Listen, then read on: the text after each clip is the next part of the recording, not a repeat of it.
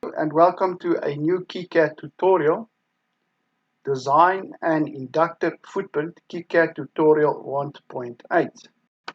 Now, last time we did the connectors J1 and J2. We're now at the symbol number 9, L1, the 10 microhenry inductor.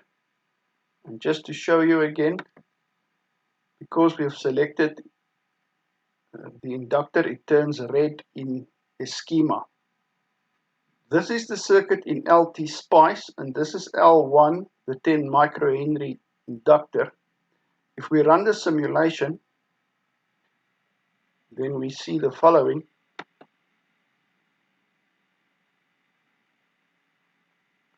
Don't worry about this window. This window has to do with the format of the one of the components, but the simulation works perfectly. So don't worry too much about that window, but we are interested now in the current in the inductor, and we can get the current in the inductor by clicking onto it. And there we see it. It is this light blue trace. And just to make it a bit bigger, so you can see it a bit better, you can see it. The current starts at 0, then it rises up until about just above, it peaks just above about 5 amps, then it drops down to 0 again, then it shoots up again, and then it stabilizes to under 1.5 amps. We can also get the current after 1 milliseconds as calculated by LTspice. It says here that the average current in the inductor after 1 millisecond is 1.3719 amp, and the RMS value of the current is 1.9488 amp. As I've told you before, this series is based on a block Kicad tutorial, and in particular this one, tutorial 1.8, create a footprint for an inductor. Now that we know the electrical characteristics of what is required from the inductor, we must try and find a suitable inductor, and I found one on the Digi-Key website. If we click here, we are taken to the Digi-Key website, and I'll leave a link in the description below to the website. And a suitable conductor is one by Wurth Elektronik, part number 7447710, and it is a fixed inductor, 10 microhenry, 5 amp, 25 milliohm, and it is surface mounted, and it has a price of $2.12 if you order one item. I just want to show you the data sheet, and you can find the data sheet by clicking here. I'll also leave a link in the description where you can find the data sheet. I've already downloaded the data sheet. I just want to point out a couple of things to you. The first thing I want to show you is the dimensions. I just want to zoom in a bit so it's a bit clearer. But if you look over here, you see that the recommended LAN pattern, the width of the pad is 5.4 millimeters, the length is 2.9 millimeters, the inner spacing between the pads is 7 millimeters, the outer spacing is 12.8 millimeters, and the width of the inductor is about 12 millimeters. I just want to show you this is a bit too big now, so I must go a bit smaller. I just want to show you the current inductance relationship. And if you look over here, you see if you are below 2 amps then the inductance remains more or less flat at 10 microhenries, which is what we want. Remember, when we measured the inductance with that LTspice simulation circuit, just to refresh your memory, this is the graph that we got, and remember, it settled below a peak of 1.5 milliamps, and the average amps was about 1.37, and the RMS value was 1.9844 amps. So this inductor from Wurth Elektronik seems to be a good candidate. Okay, now we have to create or design the footprint, and we open the footprint editor and we click on this icon, new footprint. We give it a name. I gave mine Inductor Wurth Elektronik of the part number 744710. Click OK, and we've got to save it. And we save it in the Digi-Key footprint or library or any other library that you want. Click save, like that. We select the text, we move it out of the way like that.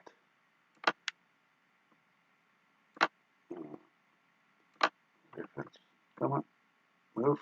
There we go. And we add the pad. Click on the pad. Once again, it brings out a circle. Click on it. And we select cancel. We click on it and we right click. We select properties. But we don't want a circle. We want a rectangular. And we don't want through hole. We want surface mount. Okay, there's pad number 1. The X position must be at 0. The Y position, just to show you, if you look at the land pattern or footprint in the data sheet, you must take half of 7 millimeters, that's 3,5, and half of 2,9 millimeters, which is 1,45, and 3,5 plus 1,45 gives you 4,95. Just to show you a bit more clearly over here.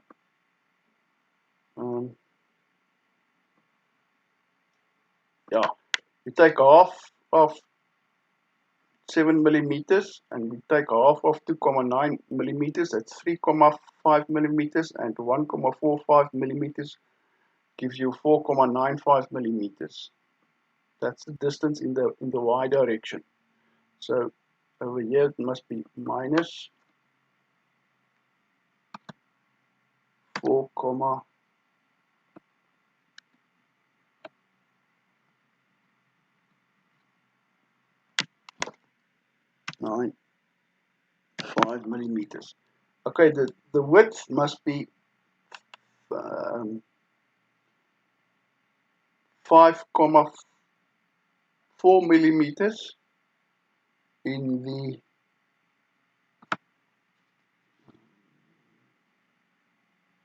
the X direction, and in the Y direction it must be 2,9 millimeters.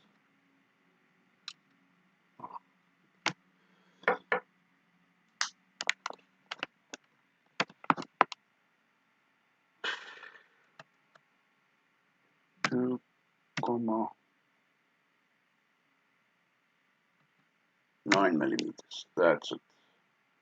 And we click OK. There it is. Just move the text a bit more out of the way. Okay, now to make the second pad, we select this pad number 1, we right click, select duplicate, and we move it in the opposite direction.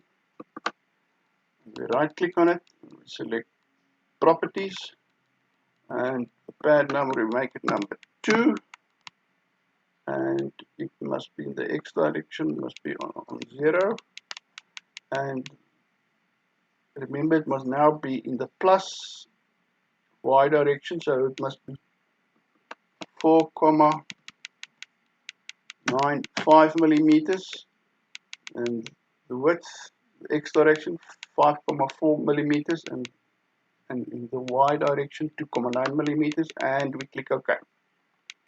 And there we are. Just move this text a bit down a bit. There we have our 2 pads. And we click Save. Okay, let's draw the top horizontal line. We click on Add Graphic Line, and we draw the top horizontal line more or less over here, like that. Right click, cancel. We select the line, select properties, and remember the total width was 12 millimeters.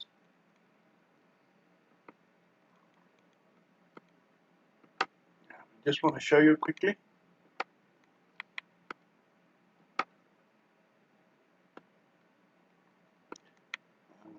Over here, total width 12 millimeters, so it must go from in the X direction from -6 to +6, and the length, total length 12,8 millimeters, so it must go from -6,4 to +6,4. So -6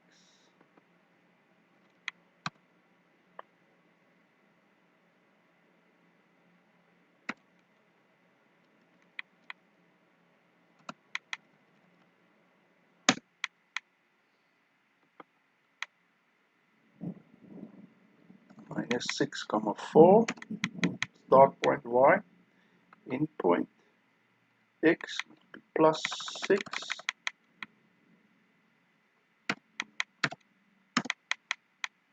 end point Y must still be on the -6,4. There we are. We click OK. There we are. Now the bottom horizontal line, select this line, right click, duplicate, move it to more or less where the bottom horizontal line should be. Click there, right click, properties, must be from -6, must be at, now the positive direction, 6,4, the endpoint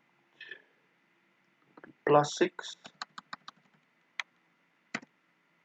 -0, it must be +6,4, endpoint Y. Click OK, there we are. And now left vertical line, draw it more or less where it should be, like that. Right click, cancel, select it, select properties, must be at -x, -6 in the start point X, 6,0, start point Y must be -6,4, endpoint -6, the X, and +6,4. Click OK. There we are. Select it again. Right click. Select duplicate. Move the duplicate to where it more or less should be. Like so. right click, properties, 6, x point, endpoint x must be 6, minus 6,4, start point y, plus 6,4. There. Click OK. There it is. There's our footprint, finished. And we click Save. Okay, so now we still need to allocate the footprint to L1, the 10 microhenry inductors. We click on Digi-Key footprints. We scroll down to the footprint that we have drawn. It is remember, inductor Wurth Elektronik 744710. We double click on it and it gets allocated to the symbol number 9, L1, 10 microhenry inductor. We right click on it, we click view footprint, and there it is. And now we can do a couple of measurements. Measure the width of the pad, and that's about 5.3 millimeters. Measure the width, 5.3 millimeters. We look at the data sheet, it's 5.4, and the length of the pad, 2.8. Length of the pad, 2.8. Look at the data sheet, 2.9. That's about right. Distance between the pads,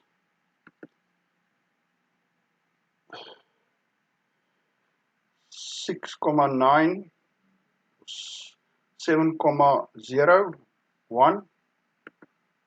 Look at the data sheet, 7.0. What do I do with the? There's footprint. Okay. Total length between the. Where's that measuring thing now? Oh, there it is. Total length between the pads, 12.73. Look at the data sheet, 12.8. That's more or less okay.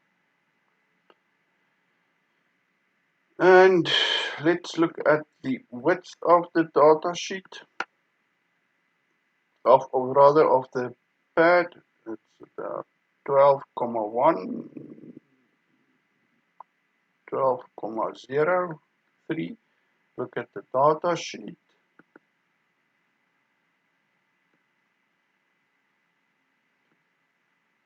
12.0. That seems to be okay. So this footprint seems to be fine, well within spec. Now we click apply, save schematic, and continue. I think this is enough for now. Next time we will assign footprints to resistors. I do provide links in the description below. If you have any questions or suggestions, leave them in the comments below. Please click on the subscribe button. Thank you for watching, and goodbye.